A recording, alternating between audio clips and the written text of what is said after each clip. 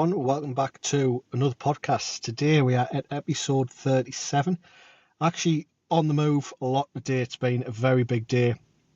Catched up with a couple of clients, get my own training done, because still deep in prep, 6 weeks, 5 days out now, and starting to feel things a little bit. And I want to do a little bit of a different episode today. I've called it Fat Loss Hot Takes. Now this episode, it might rattle a few people. It might, I don't know, I don't want to say offend a few people. It's not about that with me. But if you are serious about changing, then you might want to listen to this. And it's the podcast very much around what I once needed to hear as someone that needed to lose a significant amount of body fat. Now, without further ado, episode 37. Let's get into it. So I do have a few notes next to me, so probably have to jump off and keep scrolling on the laptop, but here we go. That's if you're watching, obviously. If you're listening, you'd be like, what's he on about? But anyway, number one, weight loss jabs aren't the answer. Now, I do work with a couple of clients that do take them. I do work with a couple of bigger clients as well that don't. Now, if you are wanting to utilize these medications, then you need to have things in place like your training, like your eating, like actually some structure to your life. You can't just be sat on the couch eating rubbish, jabbing away, hoping for the best, because that is what is causing the problems with people. That's what's causing the trouble. That's what's getting all these side effects with people in terms of wondering what exactly happens when the jab's coming to an end. It's not something we do want to be taking long term. Now, full transparency, in the past I took Ozempic very briefly just to try and help a little bit just with food noise and appetite suppression. For me, it was very good. It was fine, but at the same time, training was in place, dieting was in place, everything was in place. Retatrutide is something that I've utilised previously as well. It is something that I think is very important in terms of nutrient partitioning, helping with, again, food noise, cravings. It does make the job easier, but again, it is a tool in the toolbox. It is something that has to be used alongside other things, and it has to be the right tool for the job as well, so it's not, if you're someone that's kind of going the opposite way where you need to put some weight on, you want to put some muscle on, it's probably not going to be the best idea for you to do that, because you need the food noise, you need to be eating. And these things don't just magically make you become disciplined. Now, I noticed with Retta that I got a little bit more sort of locked in terms of routine. I felt like I did have a little bit of structure with it, and I think there's some research coming out that it has been, proven to start working a little bit in terms of brain chemicals, things like that, just for changing the reward pathways, that kind of thing. There is a few different things coming out about it on PubMed that I've been reading, and it can be linked apparently to helping reduce anxiety as well, which I think is very, very interesting. But the bottom line, no matter what you take, they're not a solution. They're just a tool that you use. You don't magically become more disciplined. You don't magically just suddenly get into shape. And the thing is, if you come off these things and regain everything you've lost and then some, because you've had a reintroduction to cravings and things like that, then what have you learned? What have you gained? The answer's nothing. You've kind of outsourced your discipline to a very expensive syringe, to a very expensive drug that racks up over time, particularly Retta, as that is like the most costly. Now, second one that is going to annoy people, you do have time. Now, I'm not talking to single parents, and that kind of thing, people that, have dependents, stuff like that. That is a different sort of conversation. They need a different kind of structure. But this is properly for the people that are able to binge watch Netflix every night. It's for the people that are checking and doing this scrolling for 2 and 3 hours at a time, which we've all done. There's a brilliant app you can get if you're on Apple called Opal. And there's a brilliant one you can get on Android called OneSec. I believe you can also get that on Apple as well. That will literally stop you scrolling. It'll make you stop and think and knock off where you're scrolling, which I think is very, very beneficial. Certainly helped me, and it's amazing how many times you actually end up clicking onto apps, like just mindlessly. And it's really knocked that habit off again with me. I used it before, I felt the scrolling kicking in again. Now, if you're on a treadmill, getting your steps up, or you're out and about getting a walk in or doing your cardio or that kind of thing, not a problem. Like, crack on, like that is fine. But if you're saying you've got no time to train, no time to meal prep, whatever it might be, check your screen time. Like, go in your settings, check screen time, see what it says. I guarantee you've way more time than you think. The one thing I'd say at this, I've actually written a good little note on this. You don't lack the time, you lack the priority, and that is something very, very important in the sense of, for me in prep at the moment, I'm not saying that it's just the lessons that I've learned from it. And I tried to cover this a little bit in my last podcast, the lessons that's there that have really kind of helped me get through this period and show what's possible. And I'm not going to bang on about that, as that was in the last episode, talk about the boundaries and things like that and priorities and so on. But it makes you find the time. Like, I've had to get up. I mean, I did some extras work a few weeks ago, and I was up at 4 a.m. to make sure I got the steps in. And then when I was on set, I was walking. When I was, like, they call it resting off, when you've done your scenes and they call you back later, again, I was doing laps in the house that they had as the green room, like, to make sure steps were done. I then trained and did my cardio on the night. So again, like, priorities. Everyone else was like, what you doing? I was like, got a competition in 9 weeks. So, that is the thing. So another one that, again, I don't think this is this isn't kind of your fault, this one, but you're not confused, you're inconsistent. And what I mean by that is, we are overloaded with information. We're overloaded with coaches, some good, some bad, and that is fine. That's part of the game. You get good doctors and bad doctors. You get good lawyers, bad lawyers. The list goes on. Good teachers, bad teachers. These things happen. It's not necessarily the coaches. Sometimes it is just the information. People who aren't even coaches are voicing opinions and putting stuff out there. We've got people that are still saying, carbs are bad. Too much fat is going to make you fat. It's just calories in, calories out. Not all calories are created equal. All these different things, different opinions, and that's crack for a different episode, talking about calories created equal, things like that. I do want to get into like some deep nutrition stuff. The answer is no, they're not all created equal, but we will get into that properly. And the thing is, everyone knows that it is eat less, move more, and be consistent. Now, even in prep, the extreme end, getting single-digit body fat, as I've done at the minute, like, that is literally the same thing. I'm just doing a lot more of it. So in terms of the moving, 12,000 steps a day, cardio is now an hour, 5 days a week as well. And then on top of that, it is like consistency. Like, of course, there's consistency. And that it's the same principle. Yes, it's bodybuilding. It's a different discipline. I'm going to more the extreme end of things, I guess, at the moment. But that's just how it is, like, it's the same principles. Yes, the food's pretty clean. It's very enjoyable. The meals that I'm having, I'm loving my meals. Look forward to each meal. But again, it is like a calorie deficit. It is eating high protein. Yes, the carbs are a little bit lower, but they're not about 200 grams a day, 210 grams a day. They're not crazy low. So it's just that my output is quite high at the moment. And inconsistency will cripple you long term with this. If you're not ticking them boxes every day, like I bang on about, then you're not going to get to where you want to be. You can't have 5 good days, Monday to Friday, and then spoil it a weekend. That it doesn't matter what you're taking, what you're doing, whether you're on the Retta, whether you're on the Ozempic, whether you're peptides, whatever it is you're doing, whatever miracle pill you think is going to work, or miracle jab. It's as simple as you're just not being consistent enough, and that is a lot of it, what it comes down to. The other one that really annoys me, that links with this, is a lot of people want a new plan instead of just getting on with the current one they've got. Like, I've had clients, I spoke to the coaches about this as well, that have clients as well, that they'll set them a plan, they won't follow it. They'll do their own thing. They'll say, I'm just doing this, I'm just doing that, I'm adding this, and I'm trying this, I'm trying that. One, it's disrespectful to your coach if you're not actually communicating with them and telling them these things.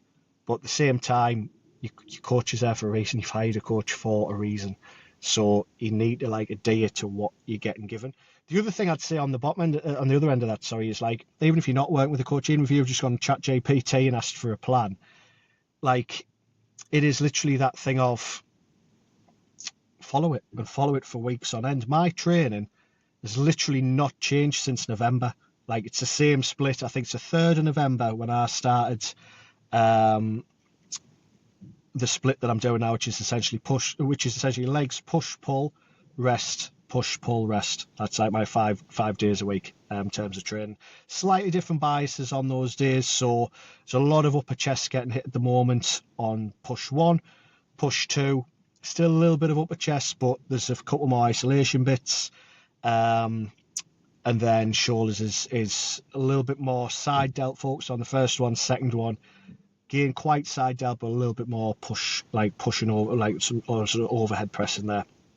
Triceps are pretty much the same both days. So there's a little bit of variation, but the principle is my train hasn't changed. It's the same split that I've ran for 5 months of like prep. So there you go. It's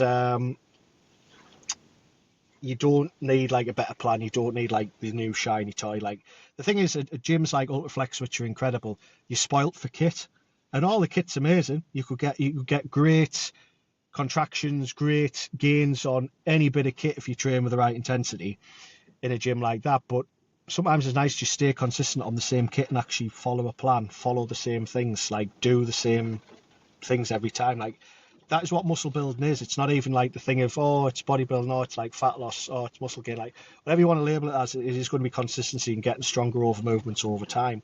And if that ends up being something that you take the extreme, like I've done, fine. Even if it's just general lifestyle, the same principle applies. So yeah, like, follow your plan and follow it for months. I mean months. Like, there was a chap a couple of months back that he'd been with us 2 weeks, and then he was on about saying, oh, when my workout's going to change. I'm like, try following what you've been given for actually 2 weeks. Like, because the workout will be missed, one session, a couple of movements had been missed. It's like, let's just have some consistency. Let's just get things done. Like, that is unfortunately the conversations you have to have sometimes, and it's a conversation sometimes I have to have with myself. Like, I was thinking the other week, do I maybe change training? What's my training going to look like when all this is over? It's like, let's just be consistent with what we do, and like, let's not, if something's broke, don't fix it. Am I getting in better shape? Yes. Am I getting stronger? Yes. Let's not change the plan then. And that is boring. And I'm not saying a couple of little changes, if you do one incline press different to another incline press, fair enough. If one session you're maybe going to do a dumbbell fly instead of a pec deck, okay. But changing the complete principle, changing workouts entirely, it just don't be doing it. So the fourth one, we touched on it briefly, but weekends are why you're not progressing. And I say it all the time, I did it for a long time, particularly in uni when I really struggled with my weight, and I was going to the gym a little bit, and I was getting like stronger and stuff like that, but also the eating was out. I was playing gigs, gigging musician, so of course the drinking was involved, part of the culture. You'd gig, you'd go out, you'd have a takeaway, the list goes on. You kind of know where I'm going with that. And the net result of that, unfortunately, guys, is like, you end up in you end up in like a maintenance phase, which is no good for anyone. It's you get frustrated because you think, I've had these 5 amazing days, and then you're just knacking it up, and that's annoying. It's annoying for everyone involved. So don't be hitting that reset every weekend. Now, I'm not one of these that's anti-alcohol. I'm not anti-takeaways even. There's one of my clients that we were literally saying the other day, he says, I want to be having a takeaway once a month. I'm like, that is fantastic. Once a month is better than once a fortnight or once a week or twice a week, as some people are. Great. The thing is, I had a client work with me a long time ago, and I won't say his name, but he was basically, he admitted he was a takeaway man 5 nights a week. I was like, next week, first week on plan, let's just have 4 a week. He said, what? What, you don't want us to stop your takeaways, Conrad? I said, no. So let's just have gradual change. By 2 months, he was having a takeaway once a fortnight because we gradually knocked that out of him. And he was still in, actually, he was getting towards a calorie deficit and he was actually losing weight because he was still eating less than he had been because he wasn't having the takeaways as much. And eventually, fast forward to, I think it was about the 3-month mark, he didn't even want that stuff anymore. He wasn't even bothered when I said, look, go and have an off plan. He was like, no, I'll just have more of my oats. I'll have twice the Greek yogurt and berries, or I'll double up on the cream of rice, whatever it was at the time. He was happy to just kind of have a higher carb day out of the carbs he had. And I'm not saying that that's going to be you or that's what you need to do, but it's just, let's not kind of get too carried away with these weekends, with these off-plan meals, with this mentality of, oh, I need a treat, I've earned a treat, I've had a good week, let's go to the pub. Keep that momentum going. The amount of good weeks I've had, I'd be drunk every weekend, like, because my weeks have been strung together so well for weeks on end. And that's not me trying to brag or put anybody down, that's just the facts of how it's been on this journey. But if I'd been doing that, I wouldn't have hit the progressions that I have week to week. The strength wouldn't keep climbing at 6 weeks out. It's very, very difficult. We'd all be ripped, we'd all be in great shape if this game was easy. And this podcast is designed to try and help and hopefully call out a few things, call out the things that I needed to hear when I was like 20 stone, hated what I saw in the mirror, thought I was going to have tits forever, thought I was going to have a big tummy forever, thought I'd never have jeans that would fit, hate what I saw in the mirror, walking past, getting the odd glance off people. Oh, he's a big lad. Oh, he's portly. Whatever the hell it was, getting all those things said. Like, that's the reality of what I had, and that is why I make these videos, the podcast, so on, and get the guests on and everything like that, to try and help, to try and inspire. None of this has ever been to try and put anyone down. This is the stuff I've lived. I only coach what I know. That's why I don't have any clients doing a bodybuilding prep at the moment, because I haven't done a full prep myself. I haven't competed yet. It's so I don't feel qualified. Now I've got a strength and conditioning qualification, so when someone comes to me, want to be a better footballer and they want a plan for mobility, movement, so on, yeah, brilliant, I can work with you because I've got the qualification.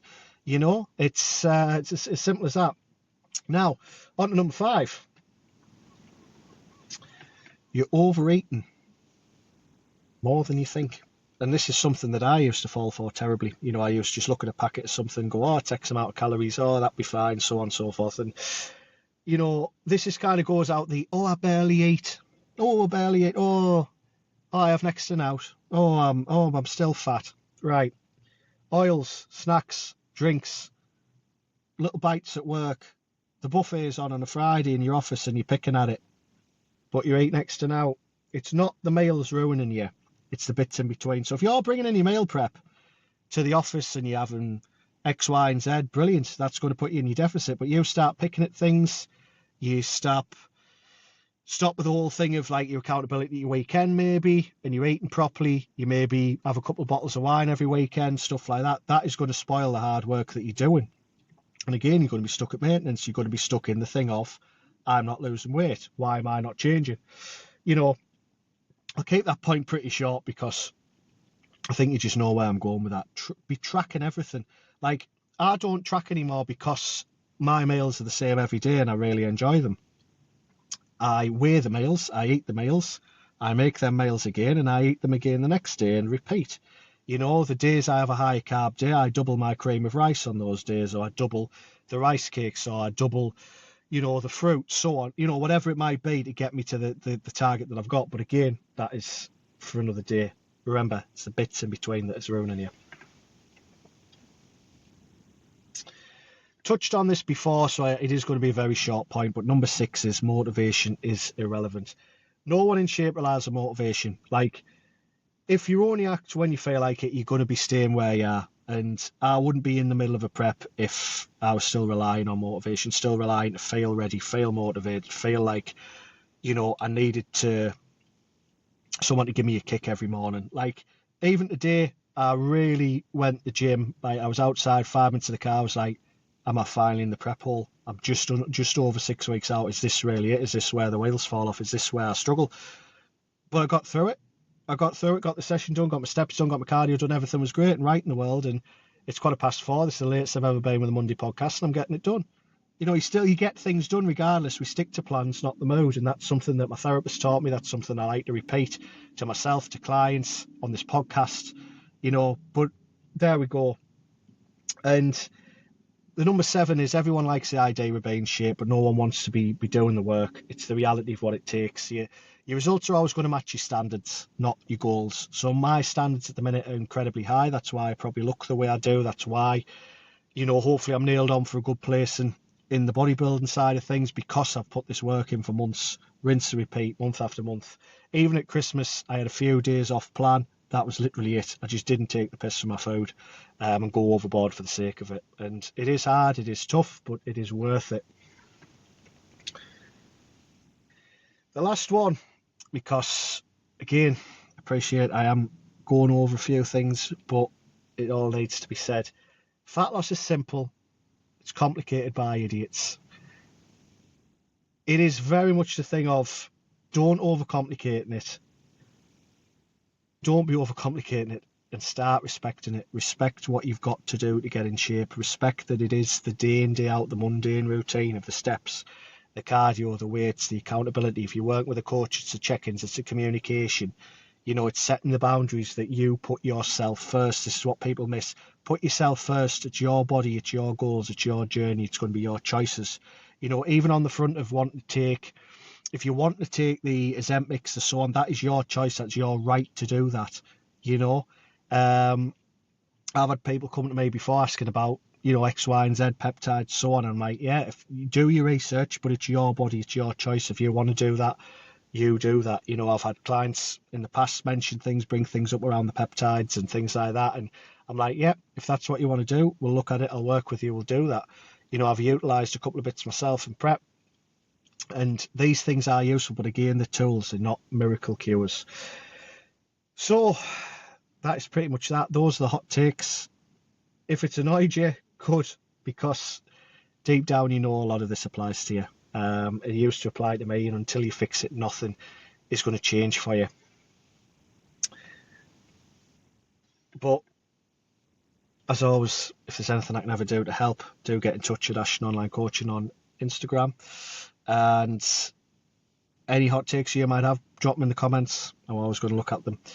But yeah, I hope this maybe hit home. I hope it helped. I hope maybe gave some people a kick up the arse that maybe need it.